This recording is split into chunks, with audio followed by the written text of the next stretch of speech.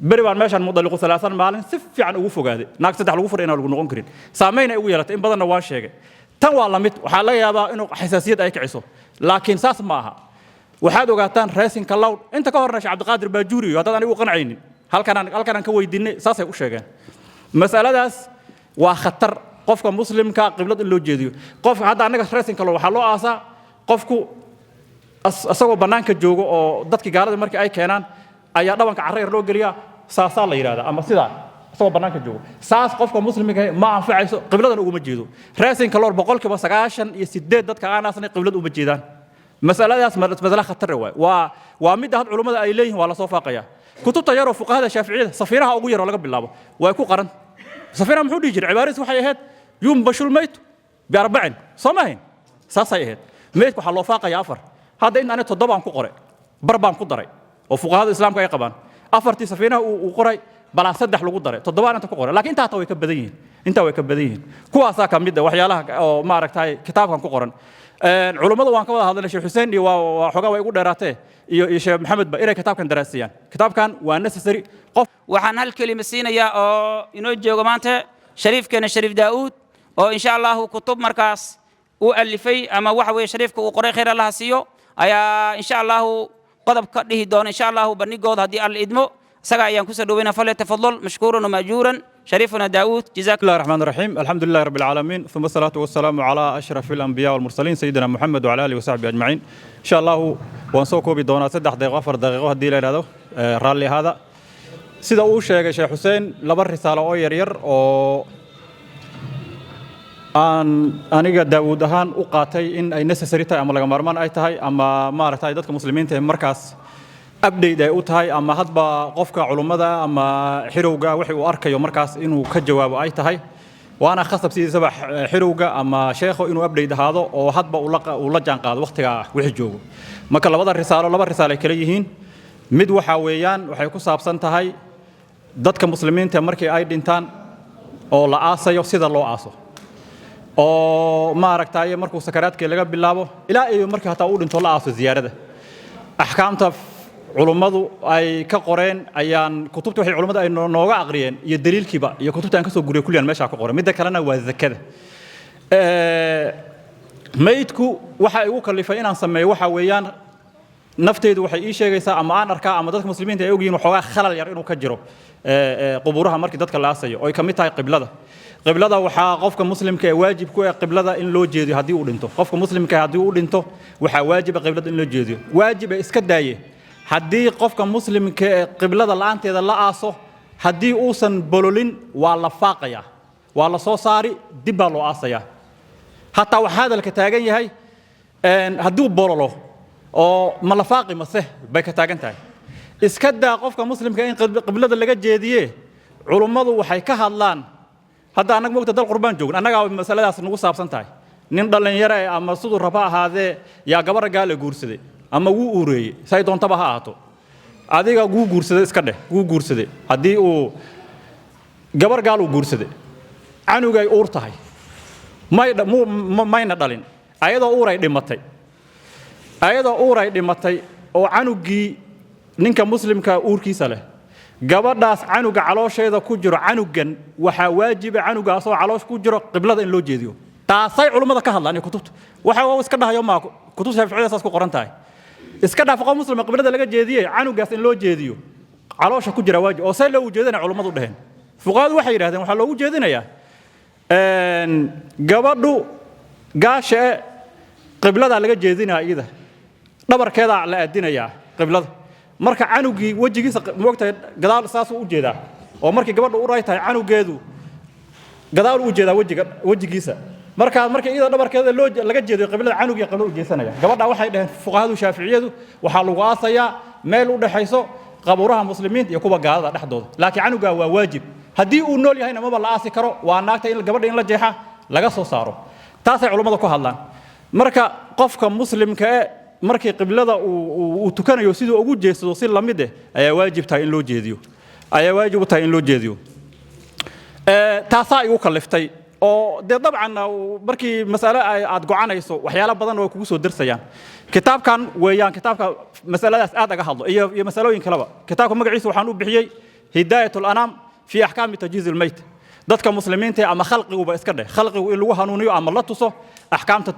ku tacalluqayso meedka in ma aragtay qiblada loo jeediyo waxyaalaha aan kutubta islaamka aan ka soo guuriyo culimada noo aqriyeen waxa kamid ah hadda dalkan oo kale inkastoo ay gaaladan wiilashu way gudaan gaaliban laakiin ka soo qaadba qof aan la gudin oo muslima jira wuu dhintay buuri qab haddii uu dhinto ma lagu tukanayaa mase laguma tukanayo kitaabka ku qoran tahay فقهاء الإسلام وحي كدهن اختلاف العلماء وهي رمليغا ميل بو مرا ابن حجر الهيثمي ميل بو مرا كتاب كان ku qoray culimada daraaseen doona dabcan hadda kama gaaro saas waay inaan dhaho waa dul maraya waxyaalaha muhiimka ah waxa kale oo ku qoran ma aragtaaye haddii qofka muslimka uu dhintay uu soo noolaaday qof baa dhintay waa la aasay haddana uu soo noolaaday see la yeelayaa kitaabka ku qoran tahay waa naga hadlay culimada wixii ay dhaheen oo noo aqriyeen ayaan ka soo guuriyay waliba kutubtu waxay ku fiican yihiin oo aad ugu cuskaday laba arrin kitaab walba oo ka soo guuriyay oo ka soo naqli halkan ay ku qoran goboshay ku qoran waan saare daliilkii waan saare inta agoodayde sheekh caalim oo barqaba waad garanaysaa nin kitaab markuu qoro kitaab iska qor suuqa iska gali ma shaqaynayso oo lagu qabsanay wixii waa la naqdini marka kitaabka aad qorto risaaladii aad qorto adig ka aad bogto qoraalkeedu waad khulaasayn dib baad ugu noqoni waad update gareyn waad fiirin isha wixii khalad ku jiro haday qalinta iyo haday masalata marka adig ka dhamaatid sharci waxa waaye nin ka weyn oo culumee oo jabal oo baarqa baynaad u geyso waay uu fiirinaya war daawud masaladan waa laga raajaxsan yahay kule war daawud tan daliilkeeda ninka marka aniga waa wuxuu ahaa nin sheekhaygana ah oo intuu nin faqiih waa yaqaan sheekh Xuseen iyo culimada iyo sheekh Obay waa yaqaan ninkaas nin xirta sheekh Abdulsalaam kamid way sheekh Absi la yiraahdaa abaal baan u hayaa ninkaas marka sheekh wuxuu sameeyay waxyaalaha uu sameeyay waxa kamid ah iga ma qaadan masalooyinka wuxuu dhahay mas'alo walba kitaabka ka soo guursa inaa isheedu ku arko waay wuu yaqaan ogow kitaabka waxba qaldan wuu arkaa badan oo fiqhi shaafiicida nin baac kula waay laakiin waxa saas ah amaanada diinka saas ah kitaab walba ka soo guuriyay ayuu dul istaagay markaas ka dib kitaabkii uu shaqeeyay waxyaalaha kale oo ku qoran waxa kamid ah haddii ilaahay yiraahdo qofka muslimka sida aan sheegay haddii uu soo noolaado waxa kale oo kamid ah dagaal baa dhacay gaala iyo muslimiin baa loo dhamaaday waa la isku dhex jiraa meedkii isku dhex jir lama kala garanayo kii gaal iyo kii muslim ah sidee loo aasi sidee janaaso loogu tukani sidee loo dhaqi waxaas iyo غيرkood yaa ka buuxa laakiin isku soo duuduub muhiimadda waxa waaye qofka muslimka in qiblada loo jeediyo masalada culimadu ikhtilaaf ulama ma aha waxa oo muslimku uu bari baan masala meeshan khatar ka sheego anigu waxaan ahay inta badan update ku arkay qof ka xishooda miihi saasaana sax ah qofka muslimka wixii mas'alo uu arkay inuu ka hadlo bari baan meeshan mudalliqo 3 maalin si fiican ugu fogaaday naag saddex lagu furay inaan lagu noqon karin saameyn ay ugu yeelatay in badanna waan sheegay tan waa la mid waxa laga yaabaa inuu xasaasiyad ay kiciso laakiin saas ma aha waxaad ogaataan racing cloud inta ka horna Sheekh Cabdiqaadir Baajuuri hadaan anigu qanacaynin halkan ka weydiinay saas ay u sheegeen mas'aladaas waa khatar qofka muslimka qiblad in loo jeediyo qof hadda anaga racing cloud waxa loo aasaa qofku asagoo banaanka joogo oo dadkii gaalada markii ay keenaan ayaa dhabanka carreer loo geliyaa saasaa la yiraahdaa ama sidaa asagoo banaanka joogo saas qofka muslimka ma anfacayso qibladan ugu ma jeedo racing cloud 98% dadka aanaasna qiblad uma jeedaan مسألة مسألة خطر waa mid ahad culimada ay leeyihiin waa la soo faaqaya kutubta yar oo fuqahada shaafiiciyada safiiraha ugu yar oo laga bilaabo way ku qaran safiiraha muxuu dhigi jiray cibaaradiis waxay ahayd yum bashul mayt bi 40 samayn saasay ahayd meedku waxa loo faaqaya afar hadda in aan 7 aan ku qoray bar baan ku daray oo fuqahada islaamka ay qabaan afartii safiinaha uu qoray bala 3 lagu daray 7 inta ku qoray laakiin inta way ka badan yihiin kuwaasa ka mid ah waxyaalaha oo ma aragtay kitaabkan ku qoran culimadu waan ka wada hadalnay Sheekh Xuseen iyo waa xogaa way ugu dheeraatay iyo Sheekh Maxamed ba inay kitaabkan daraasiyaan kitaabkan waa necessary qof walba muslim ah ahkaamta meesha ku qoran waajib ay ku tahay inuu ogaado wax oo mararka qaarna hada waxa laga yaabaa inay fardu kifaaya tahay oo mesela haduu Sheekh Xuseen yaqaano masalada amaana aan garanay ama Sheekh Aydiid ama Sheekh Maxamed ama qof kale inay dadka kale ka dhacdo laakiin haddaan safarku maqan ama qof kale qofkii meesha joogo tajhiizul mayt waajib ay ku tahay kaas intaas anaga baxaya masalooyin badan oo qofka de wuxuu ka dhargaya markii loo aqriyo ama asaga uu carabiga uu fahmayo kana tadhkiratul anam waxaan u bixiyaa asagana fi ahkaami zakat asagana zakada weey asagana de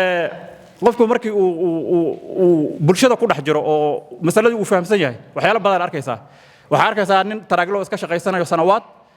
lacaga badan haasto ilaa iyo wax badan oo nisaab fara badan haysto dhowr sano aan zaka bixin ma aha ninka inuu diiday laakiin ma xasuusno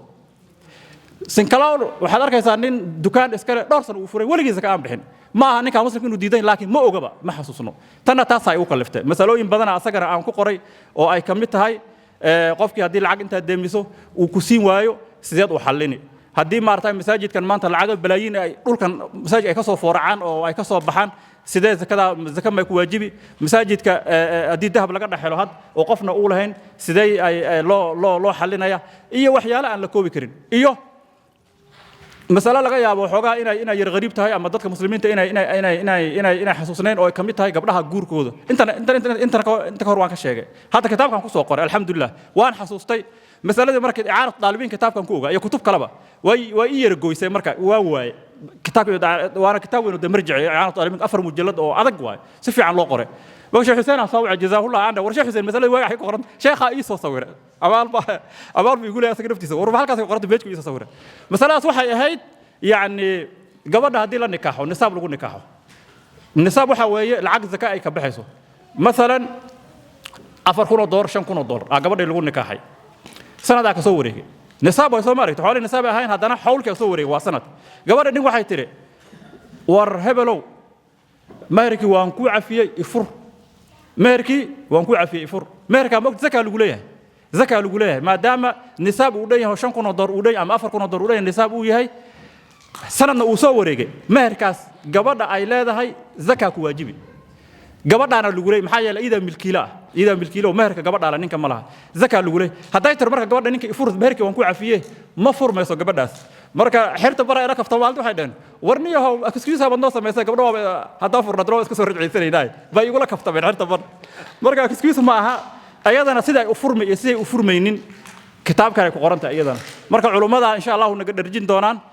jumcadii aan dhaxgala jazaakumullahu khayr laakiin kutubtan waa necessary ani waqti ay galay maskaxa ay gashay culimo ay gala shaqaysay wax hada oo ma aragtay gaaro dan oo muslimiinta aan xanuunjinayno aan gaar aan ku wad malaha kharashka ay galay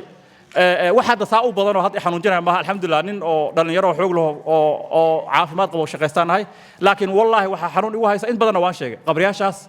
حنون واي عيب واي قف مسلم أو وين أو قبل الجنة عيب واي مسلمين تو هذا اللي كم تغنوا وامد هذا الشيء جبر أور أو قال عنو كذا إن لو جدي قبل هذا أي واجب تاع علماء هذا يعني قف مسلم إسكده مركا أنت صار بيدا إنكم برا رجيو أنا حلو إسكر إذا إذنكم إذا لجرا جزاكم الله خير السلام عليكم ورحمة الله وبركاته